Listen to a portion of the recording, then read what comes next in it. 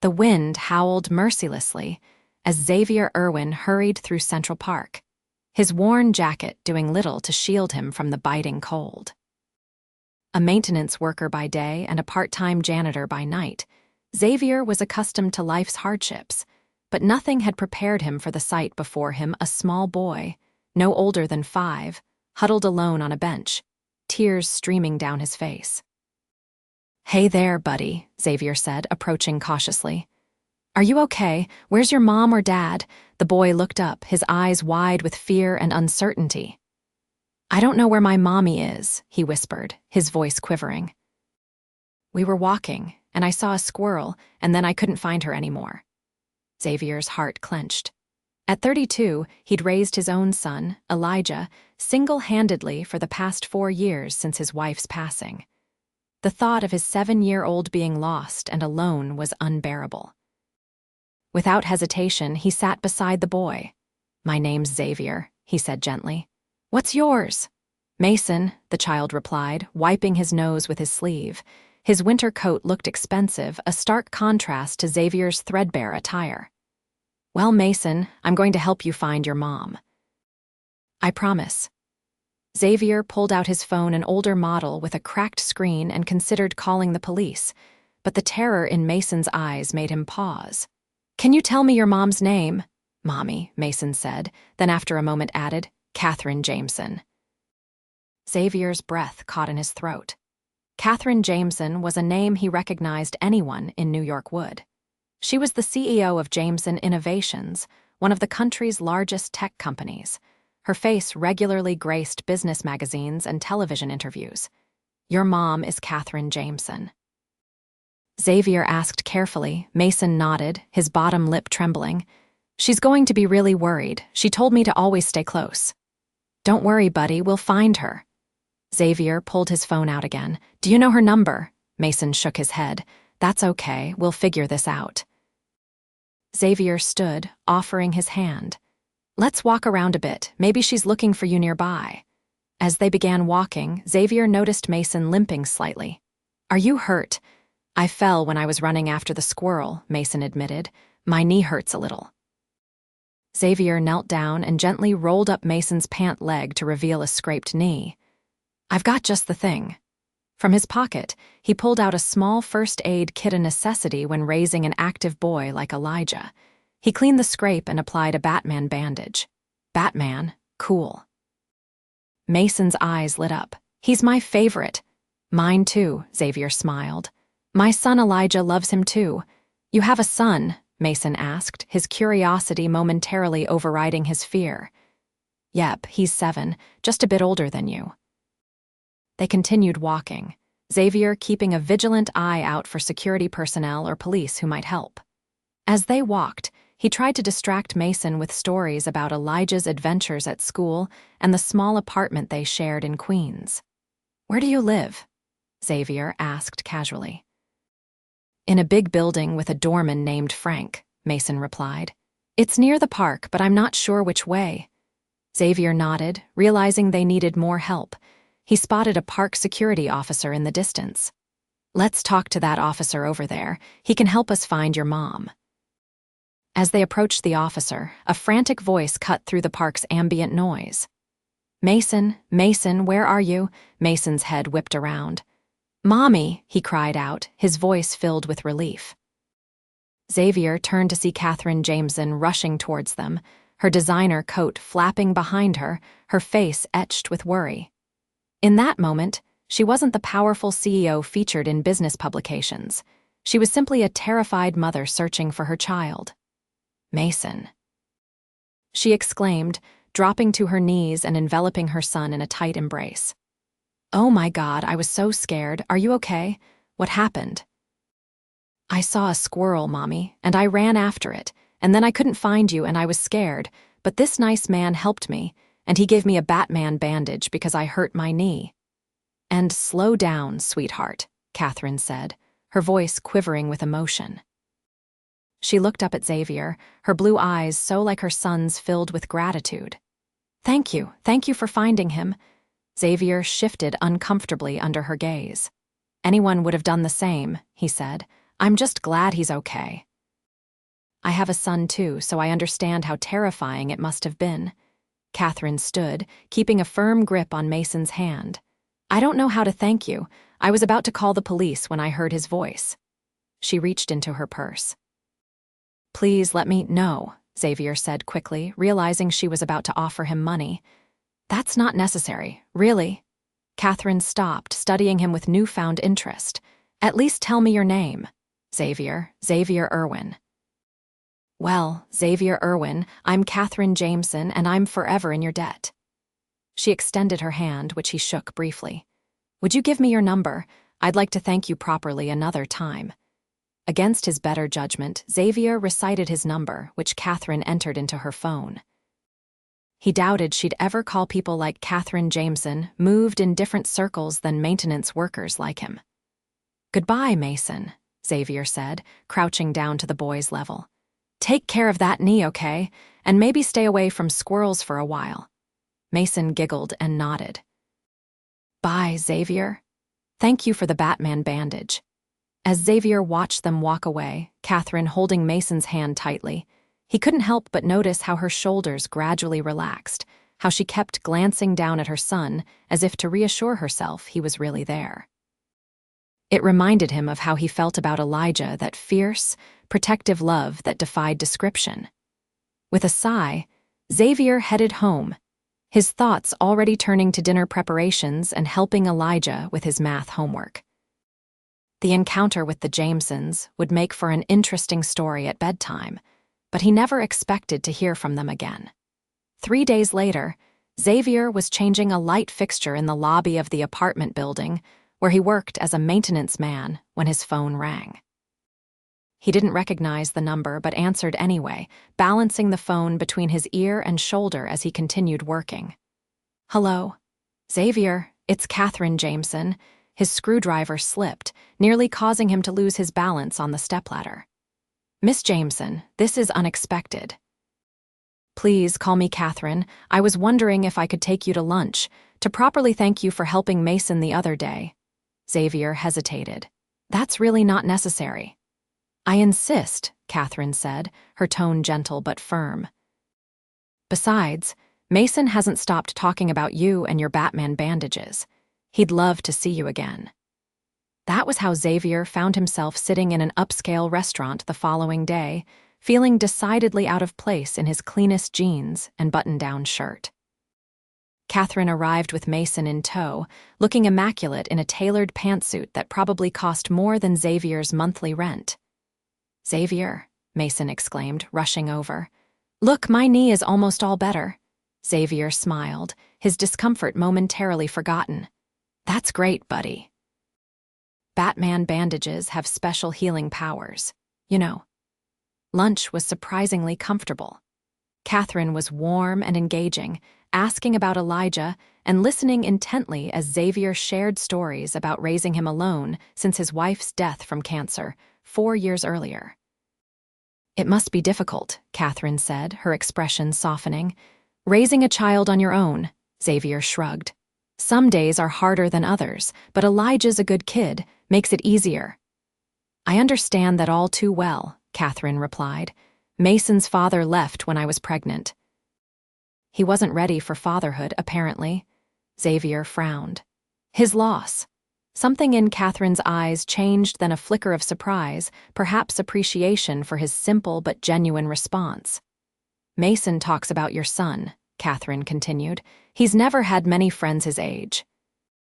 I work a lot, and when we're not at home, we're usually at events where he's the only child. Elijah would love to meet him, Xavier offered without thinking. Maybe they could have a playdate sometime. And just like that, a connection was forged, tentative at first, but growing stronger with each passing week. What began as playdates for the boys evolved into movie nights, pizza dinners, and weekend outings to museums and parks. Xavier learned that beneath Catherine's polished exterior was a woman who worked incredibly hard, not just for her company's success, but to provide security for her son. She'd built her tech empire from scratch, fighting gender bias and skepticism at every turn. Now, at 34, She was one of the youngest female CEOs in the country. Catherine, in turn, discovered Xavier's quiet strength, how he balanced multiple jobs to ensure Elijah could participate in sports and have a stable home, how he volunteered at the school library on his rare days off, and how he faced each challenge with unwavering determination and optimism. One evening, 2 months after their first meeting, Catherine arrived at Xavier's modest apartment for their weekly movie night.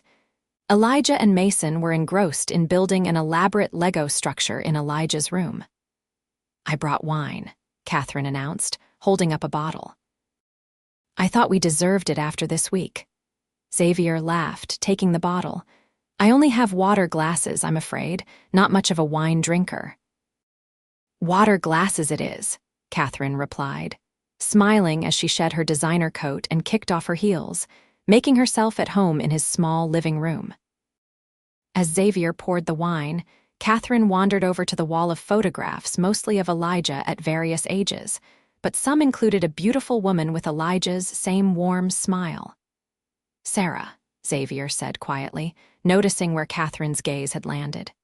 "Elijah's mother." "She was beautiful," Catherine said softly. "She was, inside and out." Xavier handed Catherine a glass. She would have loved seeing Elijah and Mason together. She always worried about him not having siblings. Catherine sat on the worn but comfortable sofa, tucking her feet beneath her. "Can I ask what happened?" Xavier sat beside her, leaving a respectful distance between them. "Breast cancer. It was advanced by the time they caught it. She fought hard, but—" He trailed off, taking a sip of wine. "What about Mason's father, if you don't mind me asking?" Catherine sighed. "Not much to tell. Jack was charming and ambitious. We dated for about a year before I got pregnant. It wasn't planned, but I was thrilled. He wasn't. Said having a child would derail his career plans." She shrugged. "Last I heard, he was working for a startup in California." "His loss," Xavier repeated, the same simple statement he'd offered weeks earlier. Catherine studied him for a long moment. "You know, most people offer platitudes or tell me I'm better off. You just acknowledge that he lost something valuable." "Because he did," Xavier said simply. "I can't imagine not being part of Elijah's life. Every skinned knee, every lost tooth, every school play, even the tantrums and the tough days, they're all gifts." Catherine's eyes welled unexpectedly. "Mason asked me last week why he doesn't have a daddy. I didn't know what to tell him." "What did you say?" "That some families have a mommy and daddy, some have 2 mamas or 2 daddies, and some, like ours, just have 1 parent, but that he's loved enough for 2 parents." She wiped at her eyes. "Sorry, it's just been weighing on me." Without thinking, Xavier reached over and squeezed her hand. "You're doing an amazing job with him, Catherine. He's kind, smart, and happy. That's what matters." She didn't pull her hand away. Instead, she turned it over, intertwining her fingers with his. "Thank you for saying that." They sat in comfortable silence, the physical connection between them saying more than words could express. When the boys burst into the room moments later, demanding snacks and movie selections, Xavier reluctantly let go of her hand, but something had shifted between them, something neither was quite ready to name. As spring gave way to summer, their lives became increasingly intertwined. Xavier and Elijah were invited to Catherine's penthouse apartment for dinner. Catherine and Mason joined them for Elijah's baseball games. They celebrated Mason's 6th birthday together, and when Xavier's car broke down beyond repair, Catherine insisted on helping him find a reliable used vehicle he could afford. "It's not charity," she insisted when he initially refused. "It's what friends do for each other." Friends. The word both comforted and troubled Xavier. Because somewhere along the way, his feelings for Catherine had deepened into something far more complex than friendship. He admired her fierce intelligence and business acumen, but was more touched by her tender patience when helping Mason with his reading, her unrestrained laughter during their game nights, and the way she'd learned to make Elijah's favorite chocolate chip pancakes just the way he liked them. She'd carved out space in her demanding schedule for people who had entered her life through chance. and Xavier couldn't help but be moved by that choice. For Catherine, Xavier represented something she hadn't known. She was missing: stability, genuine kindness, and an unwavering presence. She'd built her career by being decisive and sometimes ruthless, but Xavier showed her the power of gentle perseverance. He worked incredibly hard without complaint, treated everyone with the same respect regardless of their status, and approached parenthood with a dedication that humbled her. The summer was filled with shared moments: 4th of July fireworks viewed from Catherine's rooftop terrace, weekend trips to the beach where the boys built elaborate sandcastles while Xavier and Catherine talked for hours, and quiet evenings after the children had fallen asleep, when they would sit together, sometimes talking, sometimes in comfortable silence. Yet neither acted on the growing attraction between them. Xavier was acutely aware of their different worlds and worried about the complications a relationship might bring to their son's friendship. Catherine, having been hurt before, was cautious about risking her heart again, especially when Mason had grown so attached to both Xavier and Elijah. Everything changed on a rainy night in late August. Catherine had invited Xavier and Elijah for dinner, but a severe thunderstorm knocked out power in much of the city, including her building. Xavier arrived with Elijah to find the penthouse illuminated by dozens of candles. "I thought we could make it an adventure," Catherine explained, as Mason excitedly showed Elijah the fort he'd built in the living room using couch cushions and sheets. They had a picnic dinner on the living room floor, eating sandwiches and telling ghost stories that made the boys squeal with delighted terror. When it was time for bed, the boys begged to sleep in the fort, and neither parent had the heart to refuse. With the children settled, Xavier and Catherine stood by the floor-to-ceiling windows, watching lightning illuminate the city skyline. "I should probably head home," Xavier said reluctantly. "The subway might be affected by the power outage." "Stay," Catherine said softly. "The roads are flooded and the storm's getting worse. We have plenty of room." Xavier hesitated, then nodded. "Thank you." They moved to the kitchen where Catherine poured 2 glasses of water. "Can I ask you something?" she said, her voice tentative. "Of course." "Are you happy, Xavier?" The question caught him off guard. "What do you mean, with your life? Are you happy?" Xavier considered the question carefully. "I'm grateful," he finally said. "I have Elijah, a roof over our heads, work that pays the bills. After Sarah died, I wasn't sure I'd ever feel happiness again, but Elijah needed me to be okay, so I learned to find joy in small things." "But are you happy?" Catherine pressed gently. Xavier met her gaze. "These past few months spending time with you and Mason, yes, I've been happy." "Happier than I thought possible." Catherine set her glass down, moving closer to him. "I've been happy too, happier than I can remember being in a very long time." Thunder crashed outside and the candles flickered, casting dancing shadows across Catherine's face. Xavier reached out, tucking a strand of hair behind her ear, his touch lingering on her cheek. "Catherine," he began, his voice low. "I don't want to complicate things." She silenced him by placing her fingers against his lips. "Some complications are worth it," she whispered, then replaced her fingers with her lips. The kiss was tentative at first, a gentle exploration, but quickly deepened as months of unspoken longing surged between them. Xavier's arms encircled her waist, drawing her closer, while Catherine's hands moved to his shoulders, then his neck, then tangled in his hair. When they finally broke apart, both breathless, Xavier rested his forehead against hers. "I've wanted to do that for so long," he admitted. "Why didn't you?" Catherine asked, her hands still on his shoulders. "You're Catherine Jameson, CEO millionaire, the most brilliant woman I've ever met. And I'm the most extraordinary man I've ever known," Catherine finished for him. "Your bank account doesn't define you, Xavier." "Your heart does." Xavier pulled back slightly, studying her face in the candlelight. "There will be challenges. People will talk." "Let them," Catherine said firmly. "I've spent my entire career proving people wrong. Besides, the only opinions that matter to me are yours, Mason's, and Elijah's." Xavier smiled, his heart lighter than it had been in years. "So what happens now?" "Now," Catherine said, taking his hand and leading him to the couch, "we figure this out together, day by day."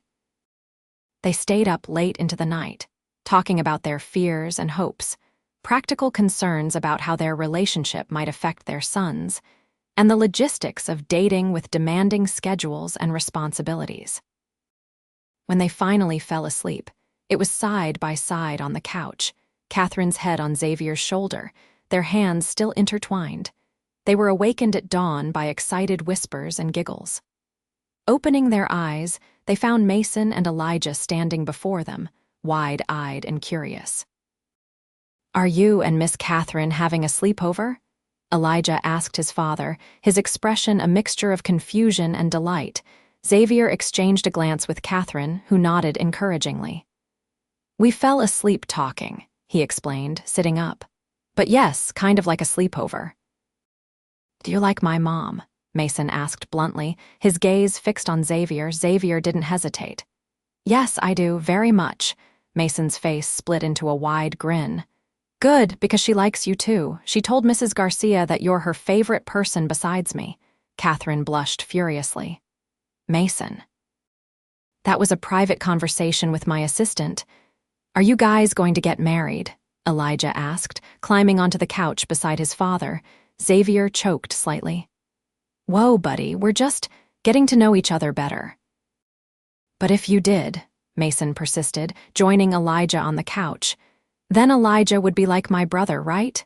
The adults exchanged another look, this one filled with tender amusement. "It doesn't work exactly like that," Catherine explained gently. "But Xavier and I care about each other, and we both care about both of you. So we're going to spend more time together, all of us. Is that okay with you too?" Both boys nodded enthusiastically. "Can we have pancakes now?" Elijah asked, quickly moving on to more pressing concerns. "Pancakes it is," Xavier laughed, ruffling his son's hair. As the weeks passed, Xavier and Catherine navigated their relationship with care, always mindful of the boys' feelings. They maintained their regular routines, but now openly held hands during movie nights, shared goodbye kisses when parting, and occasionally went on dates, while Mrs. Garcia watched the children. Their different worlds sometimes collided in uncomfortable ways.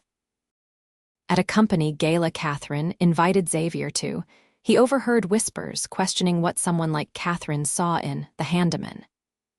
At Elijah's school open house, Xavier noticed other parents staring when Catherine arrived in her chauffeur-driven car.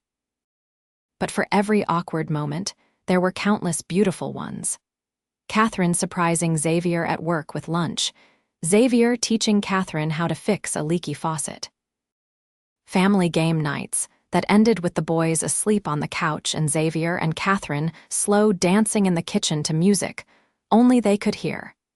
Their relationship deepened as autumn arrived, bringing with it new challenges and joys. When Xavier caught the flu, Catherine rearranged her schedule to help care for both him and Elijah. When Catherine faced a crisis at work that required late nights, Xavier ensured Mason had home-cooked meals and help with his homework. "I think I'm falling in love with you," Catherine confessed one evening as they walked through Central Park, near the spot where they'd first met. The leaves had turned golden and red, creating a vibrant canopy above them. Xavier stopped walking, turning to face her. "I don't think I'm falling in love with you," he said seriously. Catherine's face fell slightly until he continued, "I know I am. I love you, Catherine. I have for months." Their kiss was interrupted by exaggerated gagging sounds from the boys who were walking ahead of them. "Gross." Elijah called out, though his wide grin belied his disgust. "Get used to it, kid," Xavier called back, wrapping his arm around Catherine's shoulders. "There's going to be a lot more of that." As winter approached, they faced their first major test. Catherine was offered a temporary position overseeing the launch of a new division in San Francisco, a 3-month assignment that would significantly advance her career. "I'll turn it down," she told Xavier one night after the boys were asleep. They were at his apartment, curled together on his small couch. "I don't want to be away from you and the boys." Xavier took her hands in his. "You can't turn this down, Catherine. It's too important for your career." "My family is more important," she insisted. "You, Mason. Elijah, you're my priority now." Xavier's heart swelled at her words, but he shook his head. "We'll be here when you get back. 3 months will go by quickly. We can video chat every day, and maybe we can visit on holidays." After much discussion, Catherine accepted the position, with the understanding that Mason would stay with her in San Francisco. The separation was difficult for everyone. Xavier and Elijah missed Catherine and Mason terribly, while Catherine struggled with the demands of her new role and Mason's homesickness. They maintained their connection through nightly video calls, care packages, and 2 visits, one when Xavier and Elijah flew to San Francisco for Thanksgiving, and another when Catherine and Mason returned to New York for Christmas. It was during the Christmas visit that Xavier realized he couldn't imagine his life without Catherine and Mason. On Christmas Eve, after the boys had finally fallen asleep, vibrating with excitement for the next morning, Xavier led Catherine to the small Christmas tree in his apartment's living room. "I have an early present for you," he said, his voice betraying his nervousness. "Xavier, we agreed to wait until tomorrow," Catherine protested mildly. "This one can't wait." He reached behind the tree and pulled out a small box wrapped in silver paper. Catherine's eyes widened as she accepted it with trembling hands. Carefully, she unwrapped it to reveal a velvet ring box. Inside was a simple but elegant diamond ring, not extravagant by her financial standards, but clearly the best Xavier could afford. "It was my grandmother's," Xavier explained, dropping to one knee. "Catherine, these past 8 months have been the happiest of my life. I love you more than I thought possible after losing Sarah. I love the way you challenge me, support me, and love Elijah as if he were your own.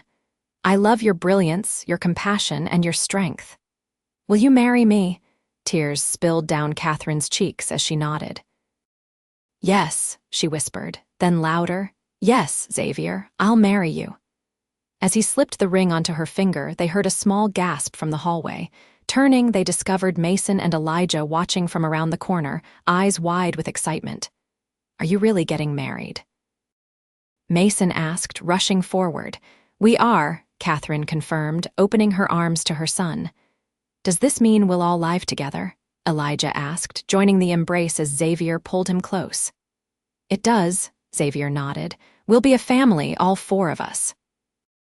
The boys erupted in cheers loud enough to wake the neighbors, but neither Xavier nor Catherine could bring themselves to shush them. Their joy was too pure, too precious to contain. Catherine returned to San Francisco to complete her assignment, but now with a wedding to plan and a new family configuration to consider. They decided to wait until her return to marry, wanting to give the boys time to adjust to the idea and to ensure they could begin their married life together without immediate separation. When Catherine and Mason returned to New York in March, they moved into a new home not as lavish as Catherine's penthouse, but more spacious than Xavier's apartment. It was a compromise that symbolized their relationship meeting in the middle, each adapting to accommodate the other's needs and preferences. They married in May, in a small ceremony in Central Park, near the bench where Xavier had found a lost little boy almost a year earlier. Mason served as ring bearer, while Elijah proudly stood as his father's best man.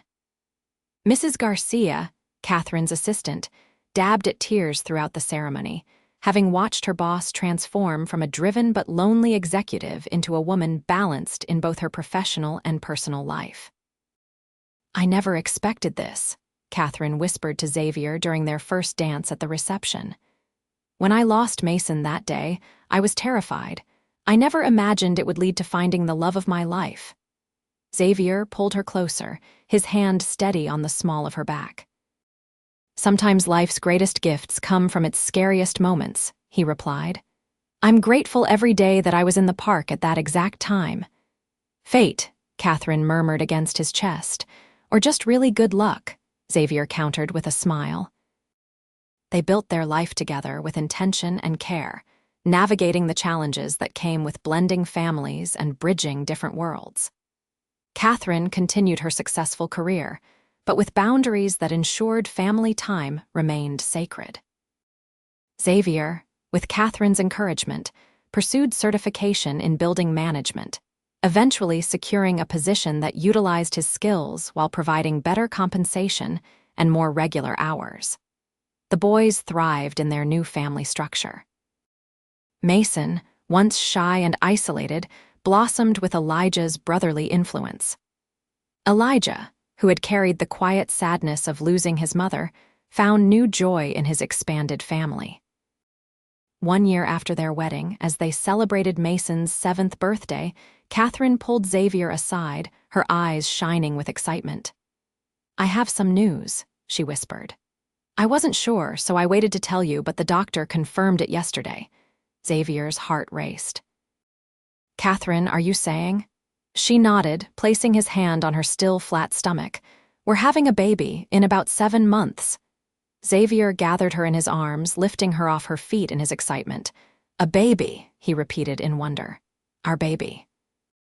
Later that evening, they shared the news with the boys, who reacted with enthusiasm and a barrage of questions about when the baby would arrive and whether it would be a brother or sister. "Does this mean I'll be a big brother like Elijah?" Mason asked, his expression serious. "Yes, sweetheart," Catherine assured him. "You'll be a wonderful big brother." "And I'll be a big brother twice," Elijah announced proudly. As the boys chattered excitedly about the baby, Xavier pulled Catherine close, his arms secure around her waist. "Thank you," he murmured against her hair. "For what?" "For giving me a second chance at love, for making Elijah so happy, for our growing family." Catherine turned in his embrace, looking up at the man who had captured her heart with his quiet strength and unwavering kindness. "Thank you for finding Mason that day. For showing me that true strength isn't about power or position, but about how deeply you can love." Their journey had begun with a lost boy and a chance encounter, bridging worlds that seemed impossibly far apart. But in finding each other, they had discovered that the greatest distance isn't measured in wealth or status, but in the courage it takes to open your heart after loss, to trust in love's ability to create family from strangers, and to recognize that sometimes strength comes in its gentlest forms.